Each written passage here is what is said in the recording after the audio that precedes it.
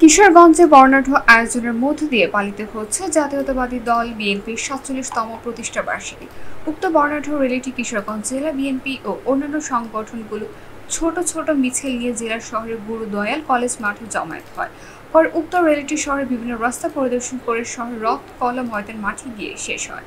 কিশোরগঞ্জ জেলা বিএনপির প্রতিষ্ঠা বার্ষিকী মিছিলে উপস্থিত ছিলেন জেলা বিএনপির সাধারণ সম্পাদক মাজহারুল ইসলাম, সদর উপজেলা বিএনপির সভাপতি বিবি খালিদ সাইফুল্লাহ সোহেল, সাধারণ সম্পাদক হাজী ইসমাইল মিয়া, জেলার যুবদলের সভাপতি জি.এস. শরীফ, সাধারণ সম্পাদক আব্দুল্লাহ আল সুমন ও জেলা ছাত্র দলের শরীফুল আলম, নিশাত ওয়াকির আহমেদ। এ সময় বক্তারা বিএনপির প্রতিষ্ঠা বার্ষিকী উপলক্ষে বিভিন্ন ধরনের বক্তব্য পেশ করেন এবং সঠিক সময়ে যেন দেশের নির্বাচন ব্যবস্থা তৈরি হয় এবং নির্বাচন হয় সেই বিষয়ে অন্ধ্রপ্রদেশ সরকারকে অনুরোধ জ্ঞাপন করেন।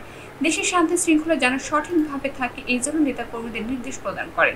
বক্তারা আরও বলেন, যারা অন্যায় করবে তাদের বিরুদ্ধে সাংগঠনিকভাবে ব্যবস্থা গ্রহণ করা হবে।